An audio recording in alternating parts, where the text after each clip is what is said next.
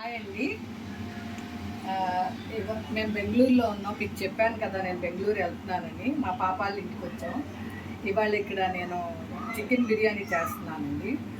అది మొత్తం అన్నీ వేసేసి తర్వాత కానీ నాకు ఇది ఒక వీడియో తీయాలి అనే ఐడియా రాలేదు. చూడండి అంతా ఉడుకుతుంది. ఇక అన్నీ తాలింపు వేసుకున్నాక చికెన్ ముక్కల్లో నుంచి వాటర్ కూడా వచ్చేసిన తర్వాత బాగా అది మసాలాలన్నీ ఏగినాకండి. ఉల్లిపాయ పచ్చిమిరపకాయ అంతా వేగిన తర్వాత మనం మసాలా వేసుకుని అది కూడా మంచి వాసనతో వేగిన తర్వాత అప్పుడు నీళ్ళు ముక్కలు వేసుకుంటామండి. ముక్కలు వేసుకున్నప్పుడు ఆ నీళ్ళన్నీ వచ్చేయాలి. ఉడుకుతుంది కదండి. చూడండి అన్నీ వేసేసుకున్నాను.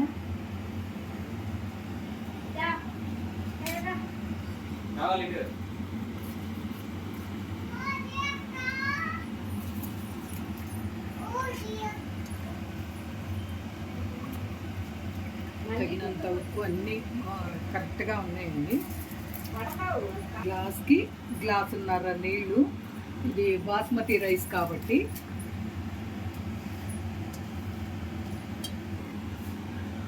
చూడండి బియ్యం అన్నీ వేసేసుకున్నాక ఊరినే ఇలా తిప్పుకోవాలండి.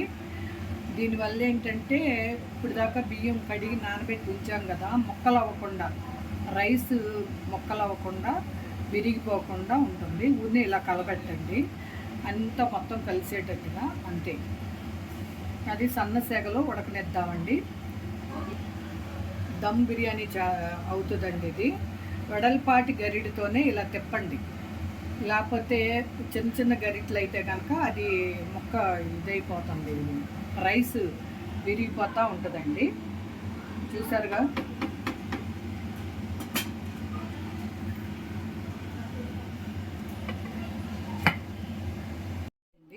చూడండి అయిపోయింది. అసలు పలుకు పలుకుగా ఉంది చూడండి. చూసారా ఫ్రెండ్స్, పొడి పొడిగా అయింది. ఇప్పుడు కొంచెం నెయ్యి వేసుకుందామండి.